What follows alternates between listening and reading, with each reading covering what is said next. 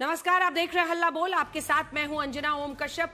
आज देश में वंदे मातरम भी एक मुद्दा बन गया है। सरकार ने बदलाव किए और अब ये सुनिश्चित हो गया है कानूनन, जो पहले से कानून था उसमें संशोधन करके कि वंदे मातरम भी हर सरकारी कार्यक्रम में पहले गाया जाएगा और उसके सभी 6 स्टैंजा गाए जाएंगे। लेकिन ऐसा प्रतीत होता है कि कांग्रेस पार्टी ये चाहती है कि वो 2 ही स्टैंजा गाए। यही नहीं, अब तो कांग्रेस वर्किंग कमेटी में ये लगभग तय भी कर लिया गया है। वहीं दूसरी तरफ हिमाचल प्रदेश, तेलंगाना, मतलब सुक्खू साहब और इधर रेवंत रेड्डी, उनके कार्यक्रम में तो 15 अगस्त को पूरा संपूर्ण वंदे मातरम गाया गया। लेकिन केरल में इसको पूरी तरह से नहीं गाया गया, बिल्कुल गाया ही नहीं गया। वहीं दूसरी तरफ जब कांग्रेस मुख्यालय में गाया जा रहा था तो गाया तो पूरा गया, लेकिन कुछ इशारों वाला वीडियो है जो आपने भी जरूर देखा होगा, जिसमें अब ये आरोप है बीजेपी का कि सोनिया गांधी मना कर रही थी पूरा मत गाओ। इधर से कांग्रेस पार्टी कह रही है कि नहीं, कुर्सी मंगाई जा रही थी। लेकिन इन सब विवाद के बीच अब कांग्रेस पार्टी का स्टैंड क्लियर है कि वो पहले की ही तरह 2 ही स्टैंजा गाएंगे।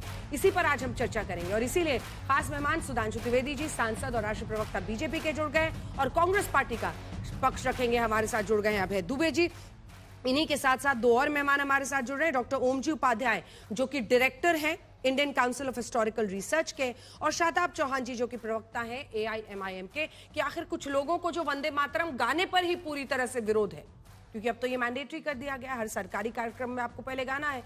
15 अगस्त को भी लाल किले के प्राचीर से 80वें स्वतंत्रता दिवस पर यह गाया गया था। तो ऐसे में सवाल उठ रहा है कि जिनको पूरी तरह से आपत्ति है इसको गाने पर, उनका क्या होगा, वो क्या करेंगे। लेकिन इससे पहले कि हम चर्चा की शुरुआत करें, ये रिपोर्ट।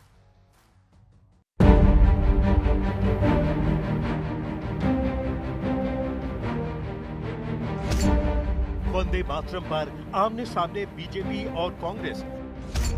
क्या कांग्रेस ने किया वंदे मातरम का अपमान? वोट बैंक के तुष्टीकरण के लिए उन्होंने स्वर्गीय बंकिम बाबू के इस अमर कृति का न केवल अपमान किया है, वो लाखों शहीदों का भी अपमान किया है, जो वंदे मातरम का नारा लगाते लगाते देश की आजादी के लिए फांसी पर चढ़ गए।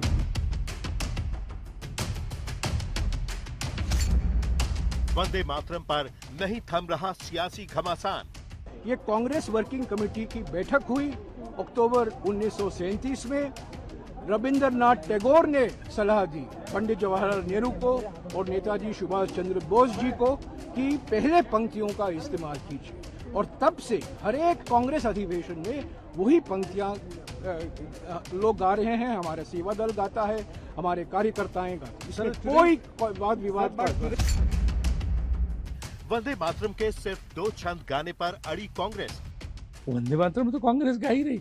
ये लोगों ने वो बात के भी, और जो लंबा चौड़ा था, जिसे गुरु रविन्द्रनाथ टैगोर ने खुद कहा था कि इतना लंबा ये नहीं होना चाहिए, तो वो उन्होंने जो है रोका था कि इतने बस गाया जाए। तो वो पद वंदे मातरम सुजलाम सुफलाम मलयज शीतलम सस्य श्यामलम मातरम वंदे मातरम है, मातृभूमि की आराधना है, तो कांग्रेस हमेशा से गाती रही।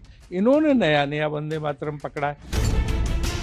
क्या कांग्रेस का फैसला कानून के खिलाफ है? भारत के संविधान के अनुसार संसद देश का सर्वोच्च संस्थान है और संसद से पारित कोई भी कानून हर व्यक्ति की जिम्मेदारी है। यदि कोई इसे मानने से मना करता है तो निश्चित रूप से संविधान के प्रति उसकी निष्ठा और संदेह से घेरे गया है। और यदि राष्ट्र की का सम्मान करने से कोई मना करता है तो उसकी देशभक्ति पर भी सवालिया निशान स्वाभाविक रूप से लग जाता है। अब वंदे मातरम पर होगी चुनावी जंग।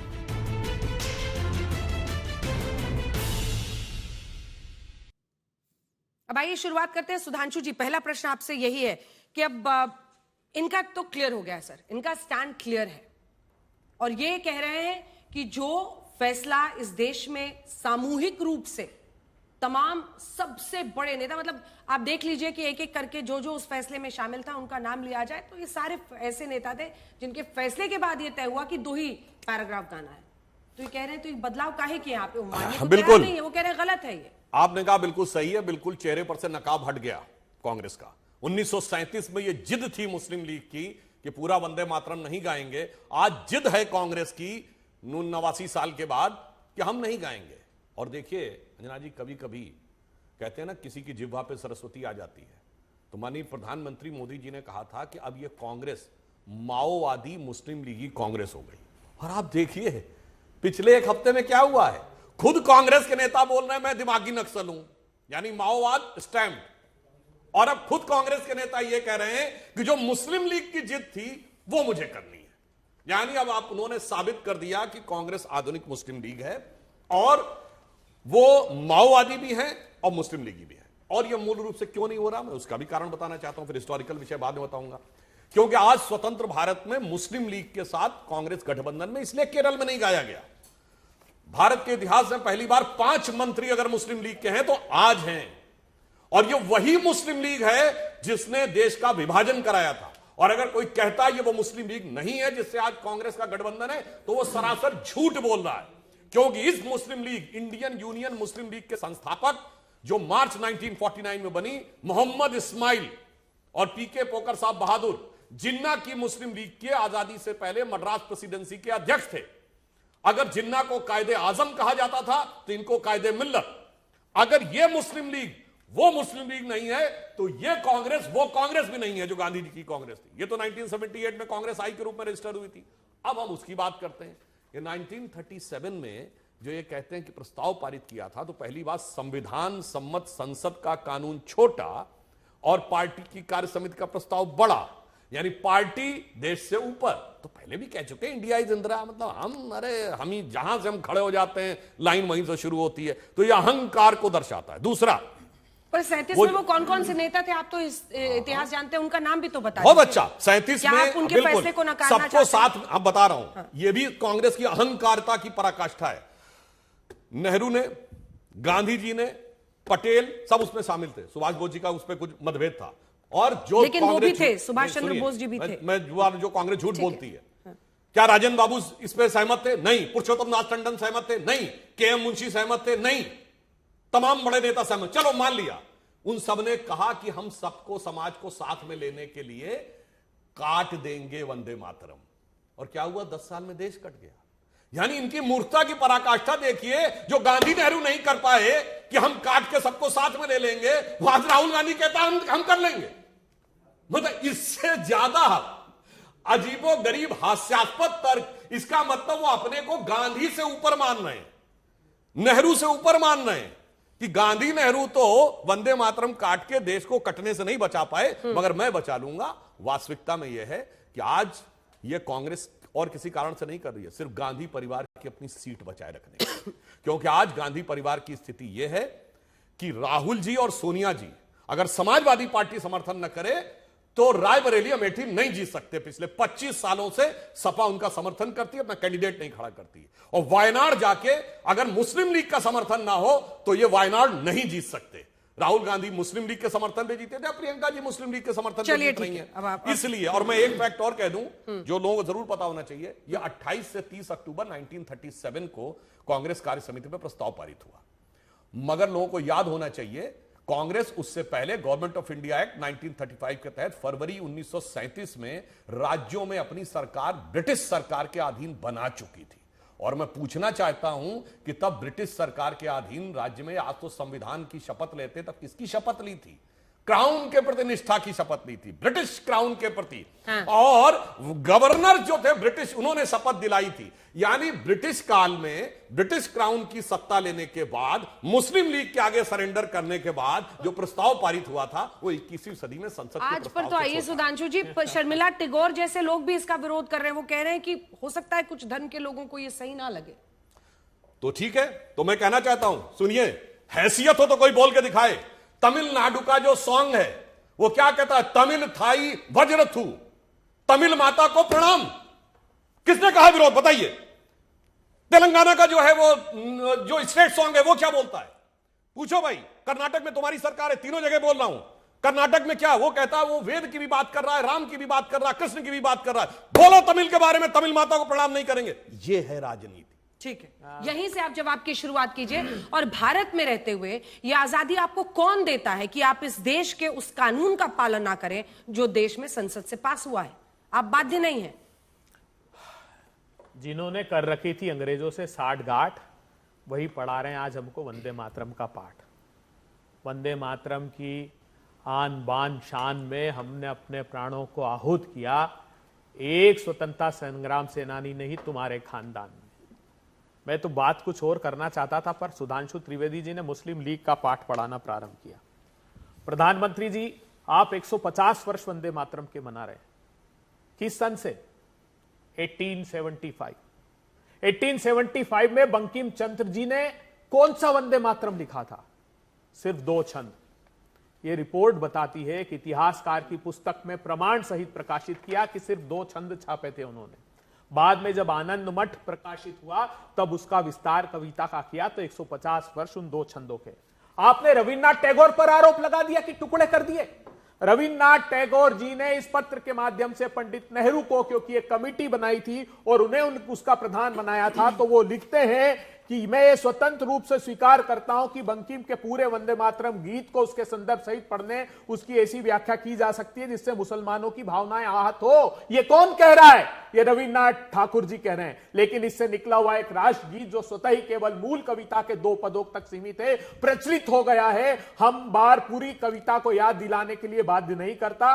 तो उन्होंने स्वीकार किया कि हाँ, ये 2 पंक्तियां हमें, 2 छंद हमें पढ़ने चाहिए वंदे मातरम के।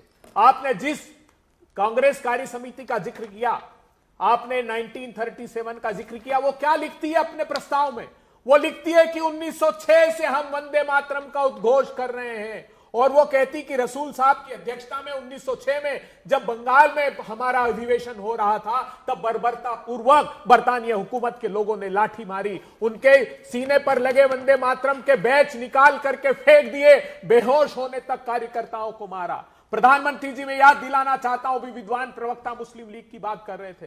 अरे पृथक पाकिस्तान का प्रस्ताव पढ़ने वाले फजलुल हक के साथ किसने सरकार बनाई? भारतीय जनता पार्टी के बुनियाद के पत्थर श्यामा प्रसाद मुखर्जी ने। 23 मार्च 1940 को फजलुल हक ने प्रस्ताव पढ़ा। दिसंबर 1941 में बंगाल में उस फजलुल हक के साथ श्यामा प्रसाद मुखर्जी ने सरकार बनाई। क्या प्रस्ताव दिया था मुस्लिम लीग ने? मुस्लिम लीग ने प्रस्ताव दिया था कि वंदे मातरम नहीं गाया जाए। उसके बावजूद भारतीय जनता पार्टी के बुनियाद के पत्थर ने सरकार बनाई। सिंध प्रांत में और नॉर्थ वेस्ट फ्रंटियर प्रोविंस में उसी मुस्लिम लीग के साथ सावरकर ने सरकार बनाई। और उस मुस्लिम लीग ने सिंध प्रांत में प्रस्ताव पढ़ा प्रधानमंत्री जी कि पृथक पाकिस्तान होगा, तब भी वो सरकार में शामिल रहे। यह प्रस्ताव कहां पढ़ा गया? यह मिंटो पार्क में पढ़ा गया, जिसको बाद में नाम इन्होंने मीनार पाकिस्तान कहा। यह अटल बिहारी वाजपेयी उस मीनार पाकिस्तान पर गए। जब पत्रकारों ने पूछा कि क्यों जाते हैं ऐसे स्थान पर जहां बंटवारे की बुनियाद रखी गई, उन्होंने कहा, मैं हिंदुस्तान के पत्रकारों की चिंता नहीं करता। आप विभाजन विभीषिका दिवस मनाते प्रधानमंत्री जी, और चुपचाप इमरान खान को प्रेम पत्र लिखते हैं कि ये विभाजन के दिवस की पूरे पाकिस्तान को 23 मार्च 40 की शुभकामनाएं। एक बार नहीं, 2-2 बार प्रधानमंत्री जी आप पत्र लिखते हैं। इतना ही नहीं, क्या षड्यंत्र कर रहे थे? देश के लोगों को क्यों जरूरी था इस पर संज्ञान लेना कांग्रेस पार्टी का? क्योंकि बरतानिया हुकूमत के अधिकारी लगे थे कि हिंदू मुस्लिम में विभेद पैदा करके इस आजादी के आंदोलन को कमजोर कर दो। यह प्रमाण लेकर आया हूं, यह पूरी की पूरी 400 पन्नों की पुस्तक है। क्या कर रहे थे आपके नेता जानते हैं आप? आज जितनी हिंदू रियासतें थी, सावरकर एक के बाद एक उनसे संपर्क कर रहे थे। वो त्रावणकोर की रियासत हो, वो बड़ौदा की रियासत हो, और दूसरी तरफ जिन्ना। पहुंचिए तो अभय जी, एक मिनट, आखिरी बात 26 पर तो आइए। आप कहते हैं बीजेपी वाले पीछे ले जाते हैं, आज आप वही कर रहे हैं। एक मिनट, अरे भाई कानून क्यों नहीं मानिएगा? नहीं, उनकी आपने आखिरी बात, कानून क्यों नहीं? आखिरी बात बोल लीजिए। देखिए, ये प्रमाण मेरे पास हैं। जो काम मुस्लिम लीग कर रही थी वही हिंदू महासभा कर रहे थे, वही श्यामा प्रसाद मुखर्जी, वही सावरकर कर रहे थे। इस देश को खंड खंड कर देना चाहते हैं और आज भी यही कर रहे हैं। क्या गलत कहा हमने, बताइए? हम इस बात के खिलाफ विरोधी नहीं है कि वंदे मातरम पूरा ना पढ़ा जाए, पढ़िए ना, कौन इनकार करता है। लेकिन यह बात अगर सिख समुदाय ने आज प्रेस कॉन्फ्रेंस दी, मेरे पास उसका प्रमाण पड़ा, ये देखिए। सिख समुदाय ने कहा कि एक ओंकार हमारा मूल नारा है, एक ओंकार। हम नहीं पढ़ सकते, वो इनकार करते हैं कि इसमें अगर मां दुर्गा की स्तुति है तो हम एकेश्वरवादी हैं, हमारा धर्म इस बात की अनुमति नहीं देता। प्रधानमंत्री जी, क्या मुझे कोई मुस्लिम धर्म का आचरण करने के लिए बाध्य कर सकता है? नहीं कर सकता। तो मैं मुस्लिम धर्म के अनुयायियों को कैसे कहूं कि देवी की स्तुति कर लो आप? हाँ, वंदे मातरम, मां भारत मां की स्तुति करने से इनकार नहीं है, इसलिए तो वो 2 छंद हमने रखे हैं। तो आप ये वैमनस्य का बीज इसलिए बो रहे हैं क्योंकि आपने पैलेट गन चलाई, राम मंदिर का चंदा चुराया प्रधानमंत्री जी, इसलिए देश की आंखों पर पर्दा डालना चाहते हैं, सिर्फ इसलिए। वंदे मातरम का उद्घोष एक बार आपकी जुबान पर 47 के पहले होता तो स्वतंत्रता संग्राम सेनानी कहलाते, भारतीय जनता पार्टी के बुनियाद के पत्थर अंग्रेजों के मुखबिर नहीं कहलाते। सरकार में होते हुए श्यामा प्रसाद मुखर्जी ने भारत छोड़ो आंदोलन को कुचलने के 10 बिंदु के प्रस्ताव बरतानिया हुकूमत के गवर्नर को दिया। यह समूचे देश को मालूम है प्रधानमंत्री जी, आंखों में धूल मत झोंकिए, इस देश की बुनियादी समस्याओं पर ध्यान दीजिए। इस देश में 1 लाख स्कूल आपकी सत्ता की सरपरस्ती में 10 साल में बंद हो गए प्रधानमंत्री जी। 47% रिटेंशन रेट स्कूलों का। ठीक है बाबा जी, चल मुझे पता था 26 पे आप नहीं बोलिएगा, 26 पे नहीं बोलिएगा, लेकिन अब बोलिए। सुनिए, आपने कहा 1906 में वंदे मातरम गाया गया, सही है। 1906 में अधिवेशन में ये रहा प्रस्ताव। कांग्रेस को अपना इतिहास नहीं पता। अरे साहब, अधिवेशन की जिसकी आपने बात की, जो 1937 के प्रस्ताव बोल ले फिर बीच में। 1937 के सुनिए, प्रस्ताव की जिसका आपने उल्लेख किया, बारी बारी से। अरे आप तो ऐसे नहीं थे अभय जी। हाँ सुनिए, आपके लाखों दर्शकों से जाके देखिए, इनको पता ही नहीं कांग्रेस का इतिहास। 1896 में कलकत्ता कांग्रेस अधिवेशन में वो गाया गया। क्या चिल्लाने लगे भाई, क्या बदतमीजी है? अभी लगातार चलो, वो भाषण दे रहे थे, चिल्लाना शुरू कर दिया। अरे गुरुजी, चिल्ला अच्छा पूरा हो जाए। जिक्र आपने क्या उस प्रस्ताव को? ठीक है अभय जी, आप हाथ उठाइए ना, मैं जवाब लूंगी। मैंने आपका शांति से सुना, अनाप शनाप जो बोला अब मैं बोल रहा हूं, और लाखों दर्शकों से कहता हूं जाके कोई फैक्ट चेक करे। 1896 कलकत्ता कांग्रेस अधिवेशन, वहां पे पहली बार वंदे मातरम गाया गया, जिसकी अध्यक्षता रहमतुल्लाह अहमद सयानी ने की। वहां से लेकर 1924 तक कभी कोई आपत्ति नहीं हुई। इवन 1924 के अधिवेशन में तो उस समय मोहम्मद अली जौहर ने उसकी अध्यक्षता की थी, और गुरुदेव रविन्द्रनाथ टैगोर ने पूरा गाया। झूठ बोलते हैं सरासर ये लोग। मैं पूछना चाहता हूं, 1896 से 1937 तक हर बार कांग्रेस पूरा गा रही थी। 37 में क्या हुआ जो काट दिया? अब मैं बताता हूं क्या हुआ। जिन्ना ने लेटर लिखा, क्या आपको यह काटना पड़ेगा, नहीं तो इसका अंजाम बुरा होगा। और वो क्यों लिखा? आप एक के बाद एक सरेंडर कर रहे थे। 1905 में भंग के बाद उस समय सारे हिंदू मुसलमान एक होकर वंदे मातरम गाते थे, मरिया कट्टरपंथियों के आगे झुके। 1916 लखनऊ कांग्रेस अधिवेशन, मुसलमानों के लिए पृथक निर्वाचन क्षेत्र मांग लिया। फिर उनकी हिम्मत और बढ़ी। फिर 1920 में इन्होंने कहा टर्की का खलीफा हट गया है, तो अब हम टर्की के खलीफा के लिए आंदोलन करेंगे, और महात्मा गांधी ने अली ब्रदर्स का समर्थन किया। उनकी हिम्मत और बढ़ गई। उसके बाद जिन्ना ने कहा मैं महात्मा गांधी को महात्मा नहीं बोलूंगा, इसलिए हर फिल्म में वो मिस्टर गांधी बोलता है। फिर उसने कहा मैं वंदे मातरम नहीं गाऊंगा। अब मैं इनको बताना चाहता हूं, कोई दर्शक जाके चेक करे, 6 अप्रैल 1938 को नेहरू ने जिन्ना को लेटर लिखा, और वो selected works of Jawaharlal Nehru series 1 volume 22 page number 230 से 39 लिखा है। क्या शर्मनाक लेटर लिखा है। लिखते हैं हमने वंदे मातरम हटा दिया है, पॉइंट नंबर 9 पे। फिर उसके बाद लिखते हैं पॉइंट नंबर 12 पे, अगर आपको तिरंगे से आपत्ति है तो हम मुस्लिम लीग का भी झंडा उसको बराबर सम्मान देने को तैयार हैं।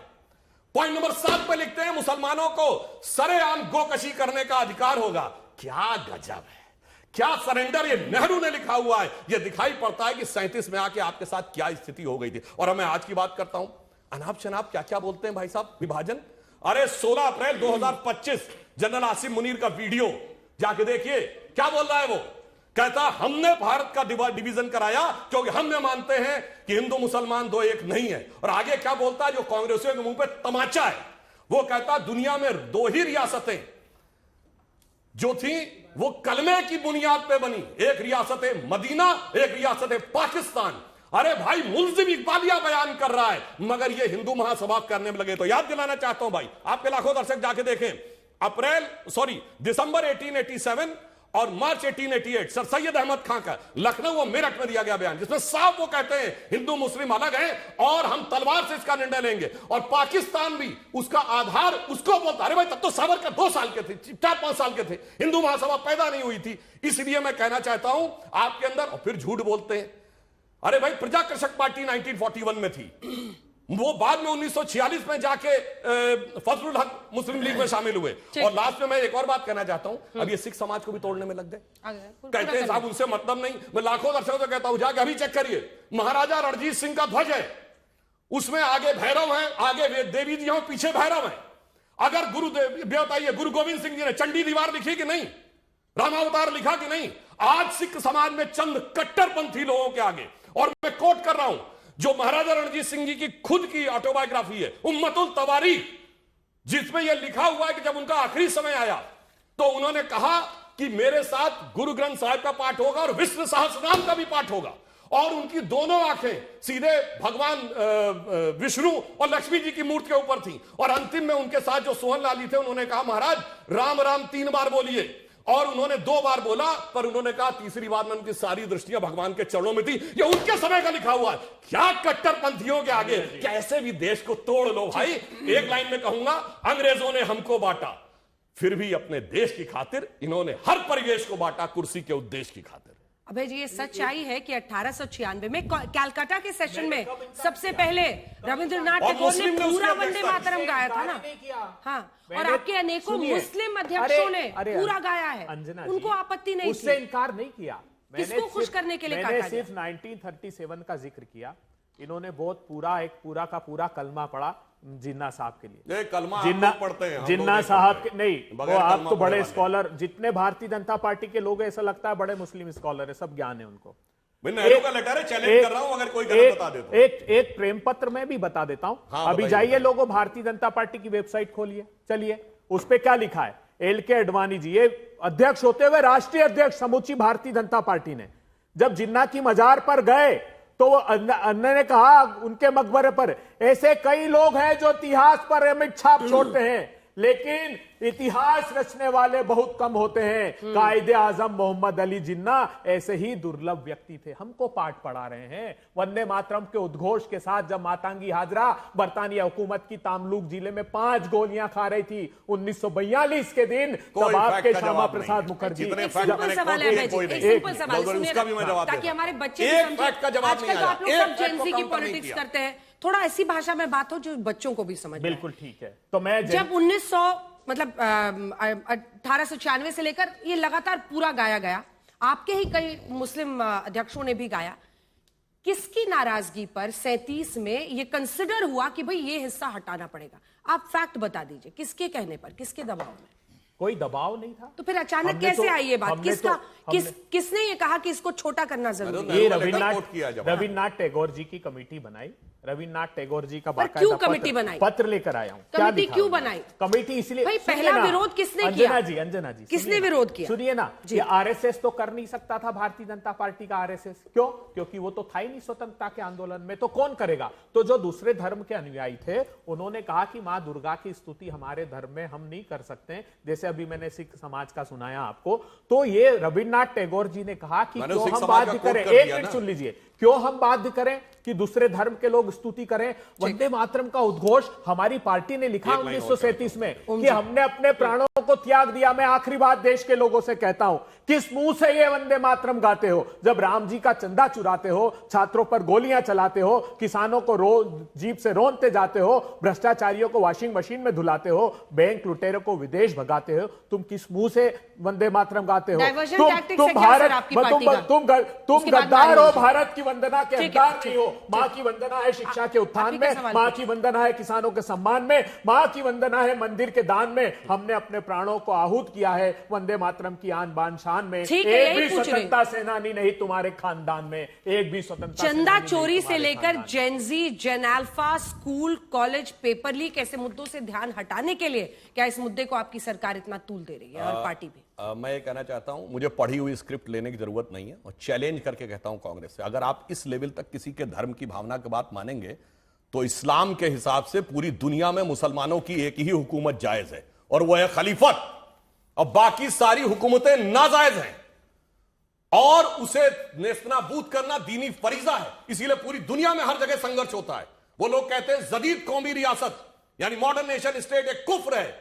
बोलो किसी मौलाना से कहलवा दो कि खलीफत के अलावा कोई जायज है। इसलिए जब आप इस सीमा तक आएंगे तो उसका हश्र देश टूटने में ही होगा। मगर क्या करें, देश तोड़ के सत्ता का एक टुकड़ा मिला था, आज और तोड़ ताड़ के मिल जाए। और मैं एक चीज और कोट करना चाहता हूं, फिर मैं कोट कर रहा हूं हवा में नहीं, खुद जवाहरलाल नेहरू की आवाज में यह वीडियो अवेलेबल है। 1959 में लियो लॉर्ड मोस्ले को दिए गए अपने इंटरव्यू में लिखा, उनकी किताब में भी लिखा है, हमने विभाजन इसलिए स्वीकार किया क्योंकि हम थक गए थे, अब हम और लड़ने की स्थिति में नहीं रहे थे, हमारा नेतृत्व तो बूढ़ा हो गया था, हम दोबारा जेल जाने को तैयार नहीं थे। कोई दर्शक जाए 59 लियोनार्ड मोस्ले को दिया गया इंटरव्यू और उस बुक में लिखा नेहरू की आवाज में, अरे शर्म आनी चाहिए आकर ये डाइवर्ट वो डाइवर्ट, और एक फैक्ट का जवाब नहीं देने जा रहे हैं। और मैं लास्ट में ये भी कहना चाहूंगा, जो हिस्से काटे गए वही देश का प्रतीक बताते। तुम दुर्गा दश प्रहर धारणी, जब आप दुर्गा दश प्रहर धारणी कहते हैं तो आपकी श्रद्धा कहां रुकती है? त्रिपुरा में मां त्रिपुर सुंदरी से, आसाम में मां कामाख्या, कलकत्ता में मां काली, विंध्यवासिनी देवी, मां मुंबा देवी, मां कन्याकुमारी, और उत्तर में वैष्णो देवी। पूरा देश एकाकार हो जाता है तुम दुर्गा दस। हमें क्या बताएं, ये विदेशी मानसिकता, हम तो एक देश थे नहीं, हम तो चर्चिल के अनुसार। एक बार हिस्टोरियंस को भी ला दें, 10 सेकंड में खत्म नहीं होता ना सर। मां दुर्गा, इतनी श्रद्धा उमड़ पड़ी मां दुर्गा पर। तुम्हारा भारतीय जनता पार्टी का प्रदेश अध्यक्ष मां दुर्गा के बारे में क्या बोलता है? दिलीप घोष यहां कह भी नहीं सकता। वेस्ट बंगाल का क्या किया था तुमने उसका? और ये कह रहे थे बंटवारा बंटवारा, किताब निकालता राष्ट्रीय स्वयंसेवक संघ। जब प्रधानमंत्री जी राष्ट्रीय स्वयंसेवक संघ के कार्यकर्ता थे, जहां रहते थे ना, उस वहां से ये किताब बिकती थी। ये tragic history of partition, HV Seshadri.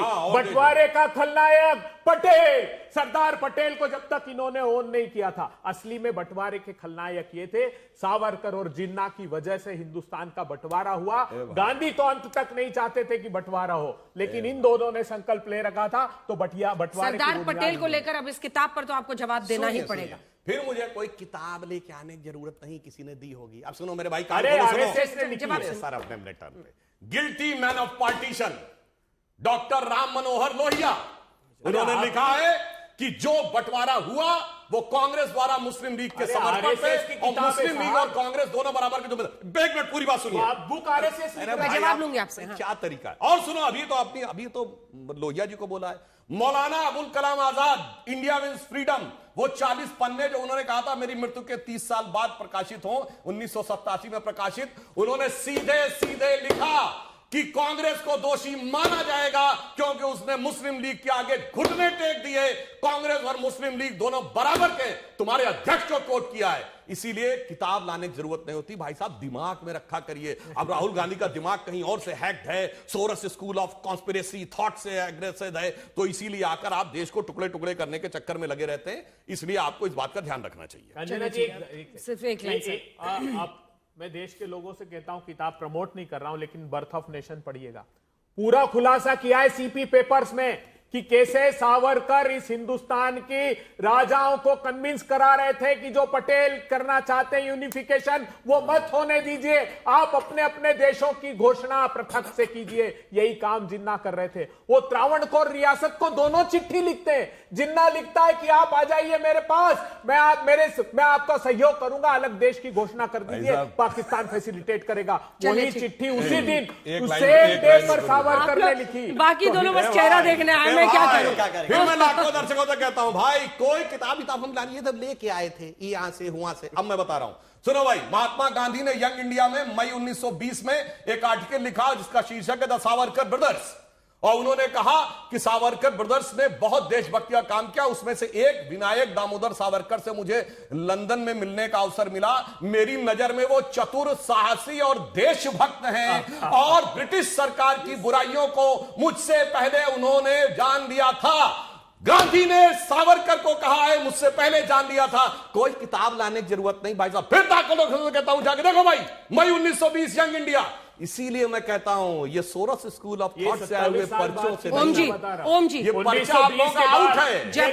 1947 का जून का पर्चा लीक है भाई, पर्चा लीक है।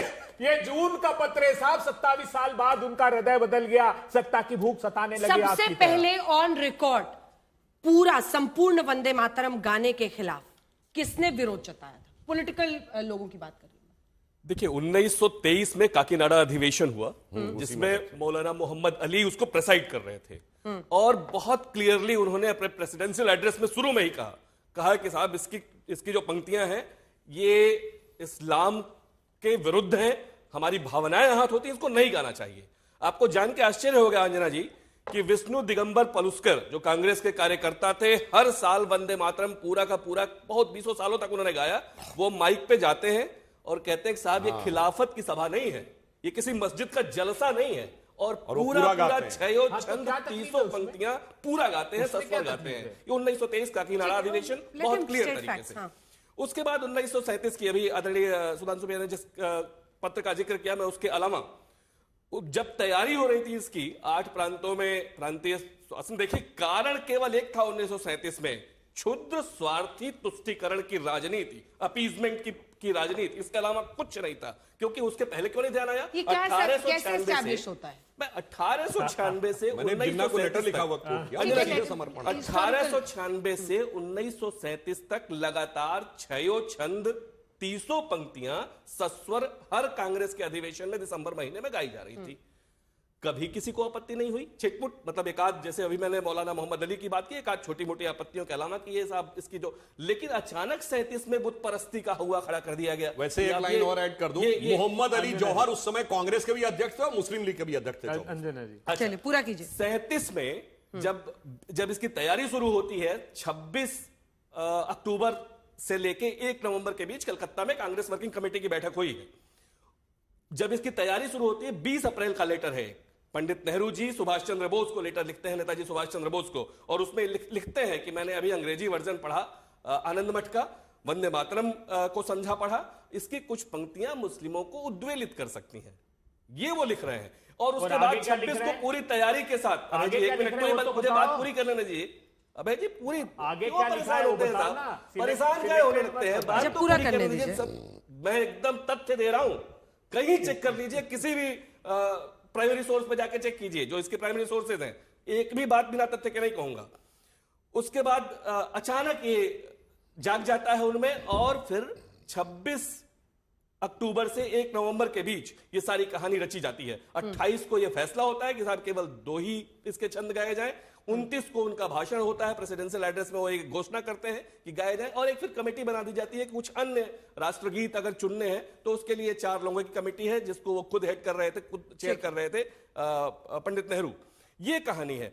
लेकिन ये जो जिस नाम पे ये 37 में किया जा रहा था, जैसा अभी आदरणीय सुधांशु जी ने कहा कि किया जा रहा था कि दोनों को मिला के चलना है, उसके बाद कहानी देखिए ना कि किस तरह से कितनी तेजी से हम विभाजन की ओर बढ़ते हैं, और विभाजन की जो विवेचिका है अंतिम 10 साल में जो उसकी कहानी लिखी गई, पटकथा लिखी गई। चौहान जी, हाँ, शादाब चौहान जी, अब आप बताइए जल्दी से कि क्या मतलब, आपकी पार्टी तो खैर हमेशा ही इसके पूरे के खिलाफ रही है, लेकिन क्या नाराजगी है? क्योंकि बात देश की है, मतलब इसको धर्म के चश्मे से देखने की जरूरत ही नहीं है।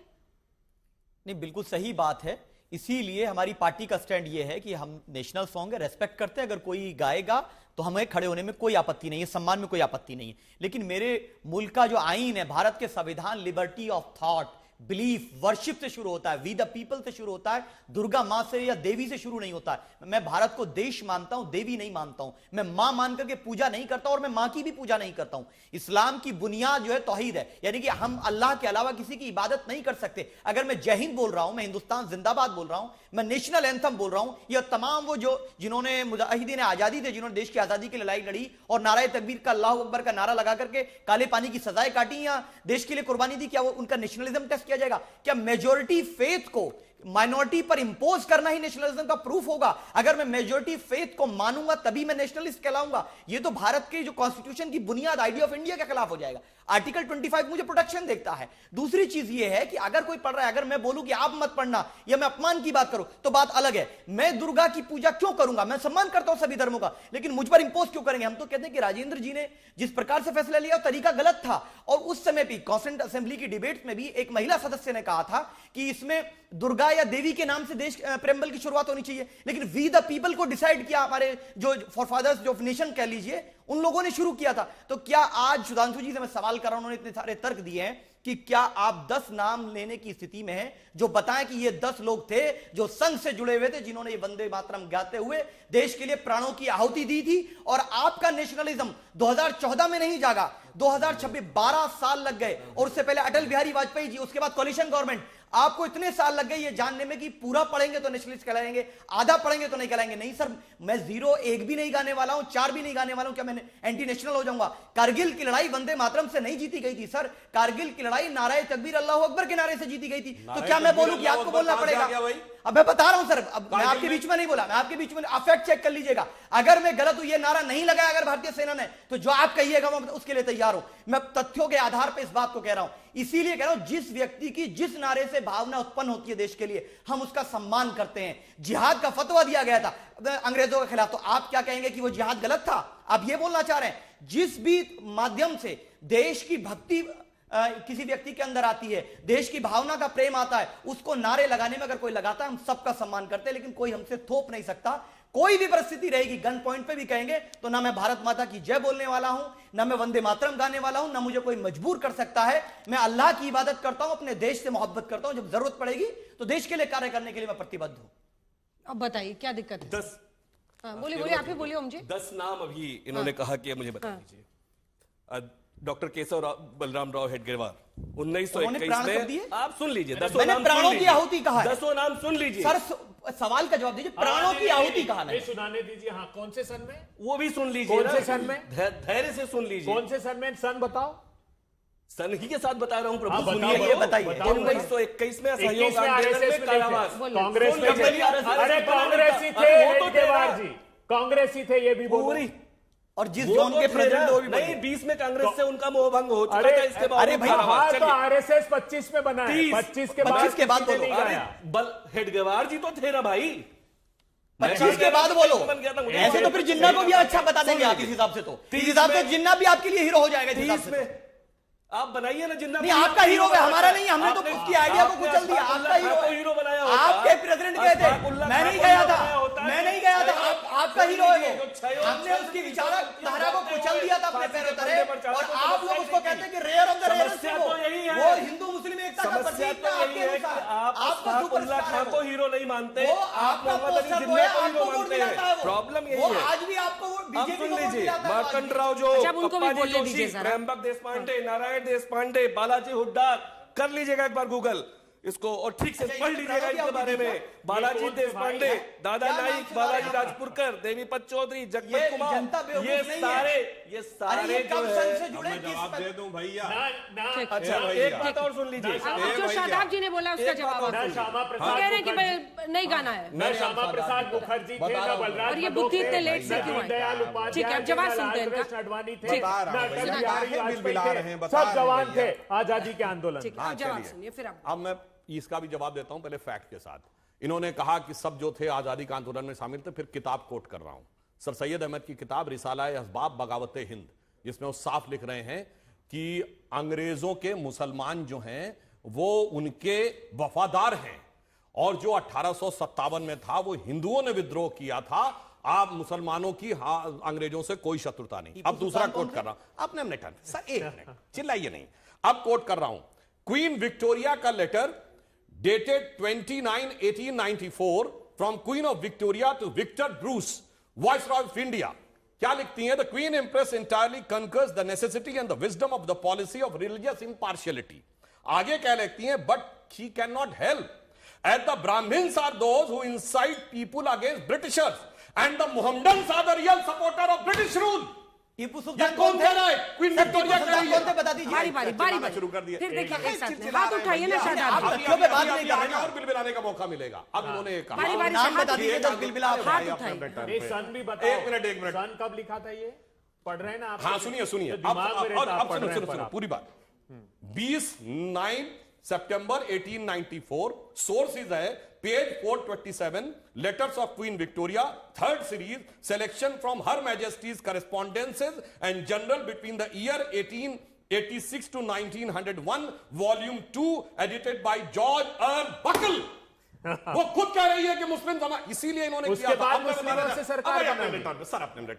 मैं जवाब दूंगा, आपसे लूंगी। अब जवाब आप ही को देना होगा। अब सुनिए, 1937 में इन्होंने ब्रिटिश सरकार के अंडर में शपथ ले ली और कह रहे स्वतंत्रता आंदोलन लड़ रहे थे। अब सुनिए, 4 मार्च 1931 गांधी रिबन पैक्ट, और वहां से लेकर 1947 विद एन एक्सेप्शन ऑफ 42 एक आंदोलन हुआ। तो बताओ, 42 के बाद 43, 44, 45, 46, 47 एक आंदोलन, 33, 34, 35, 36, 37, 38, 39, 40, 41 एक आंदोलन, और 42 में जो हुआ, सुनो भारत छोड़ो बता रहा हूं, 14 जुलाई 1942 कांग्रेस वर्किंग कमेटी का प्रस्ताव, यह भी selected words of Jawaharlal Nehru में लिखा। उसमें जानते क्या लिखा है? कि हमें स्वराज की क्यों जरूरत है? चूंकि साम्राज्यवादी शक्तियां जैसे जापान और अन्य भारत के पूर्वी द्वार तक आई। अन्य कौन थे? ये थे सुभाष चंद्र बोस जी।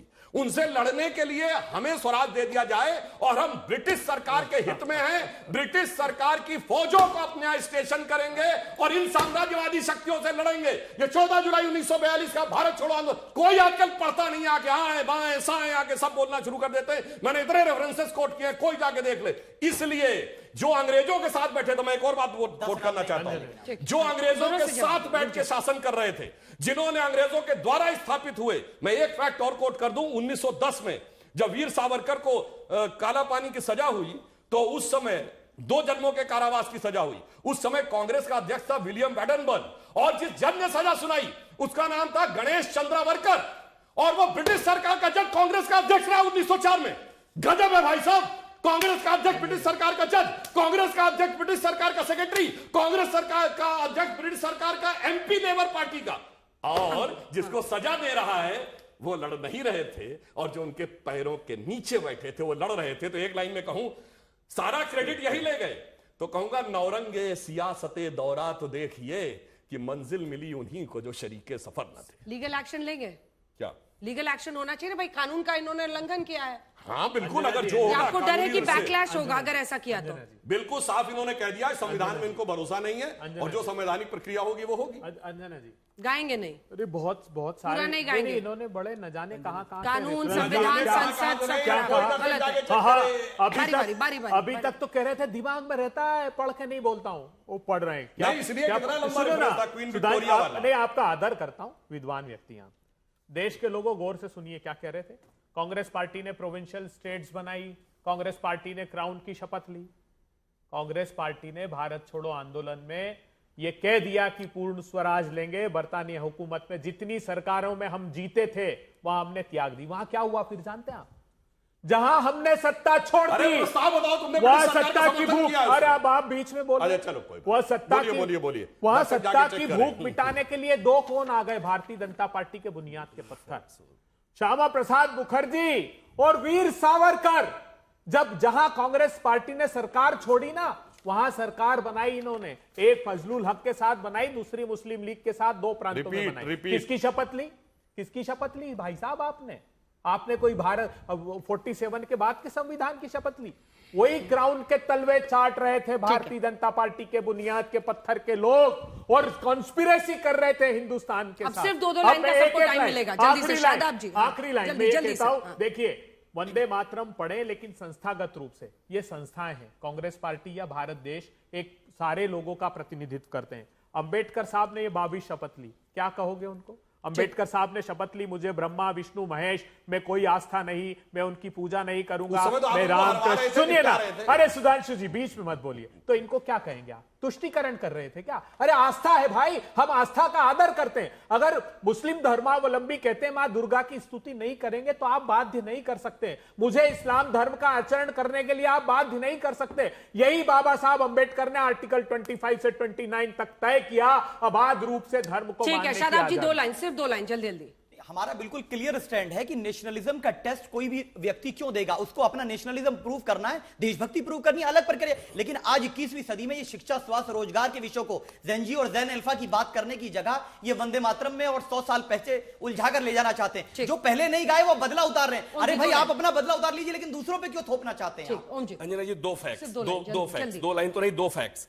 एक तो वीर सावरकर पे प्रश्न खड़े करने वाले उनके लेटर्स फ्रॉम अंडमान और माई ट्रांसपोर्टेशन फॉर लाइफ, एक बार जरा जाके पढ़ लें, और एक बार देख लें जेल टर्म्स को, एक बार कंपेयर करके देख लें कि जिस तरह से बेड़ियों में जकड़ा जाता था, उनको रस्सी बांटनी पड़ती थी, कोलू में बैल की जगह जुट के तेल निकालना पड़ता था, एक जेल कंडीशंस ये थी। और एक तरफ उस समय जो तथाकथित सर कटा के अपने जिनके लिए इलेक्ट्रिक सेवर मंगाया जा रहा था, ये हमारी नेशनल आर्काइव्स की फाइलों में है। एक मिनट बस, और दूसरा एक बस फैक्ट और कि 1 जुलाई 1939 का एक बार जाके आप हरिजन का लेख देख लीजिए कि उसमें गांधी जी क्या लिख रहे हैं। उनके ऊपर भी आरोप लगाया जा रहा है ना, कि वो भी स्वीकार कर लिए। वो कहते हैं कि मैं बचपन से जब से इसको गा रहा हूं अपने पुराने समय से मुझे कभी नहीं लगा कि ये केवल किसी हिंदुओं का 1 जुलाई 1939 हरिजन पढ़ लीजिए साहब। किसको इनकार है? रेडियो पर मुझे कभी नहीं लगा कि ये हिंदुओं का। जल्दी से सिर्फ 2 लाइन सुनिए, ये बहुत बोल रहे हैं। 19 जुलाई 1947 महात्मा गांधी ने अपनी प्रार्थना सभा में जो complete works of Mahatma Gandhi volume 88 में लिखा, उन्होंने कहा ब्रिटिशर्स का जो यूनियन जैक है वो भारत के झंडे के एक तरफ होना चाहिए। उन्होंने हमें बहुत कुछ दिया है और वो वॉलंटरी छोड़ के जा रहे हैं। और मैं आज भी भारत माता को सिंह वाहिनी दुर्गा मानकर ये पंक्ति कहना चाहता हूं कि मातु सिंह वाहिनी में द्वार पे खड़ा हूं, तेरे कवि का निभाऊं धर्म ऐसा वरदान दे, और ज्ञान दे की गीत लिखूं लेखुनी विकास पे वक्त पड़ने पे बैर युद्ध से युद्ध ठान ले।